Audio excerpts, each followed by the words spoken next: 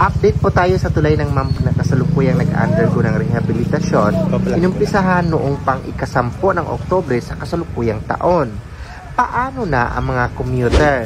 Meron silang ginawang pansamantalang daan para sa mga motor lamang at meron din silang ginawang daan para sa tao. Now, paano naman ang mga jeep? So kung kayo ay mula ng Malolos, kayo ay bababa hanggang Mambug lamang at tatawid para muling sumakay ng jeep na nakaantabay naman sa inyo papuntang Bulacan. Ganon din kung kayo ay galing ng Bulacan, kayo ay bababa hanggang Mambug lamang at tatawid para muling sumakay ng jeep na nakaantabay naman sa inyo papuntang Malolos. Nang dahil dito nagkaroon ng pansamantalang kabuhayan ang mga nasa paligid dito, ang pagtitinda ng mga pagkain tulad ng siomai at sa mga samalamig para sa mga commuter at trabahador na kumukumpuni ng tulay. Inaasahang matatapos ang rehabilitasyon sa loob ng 60 araw.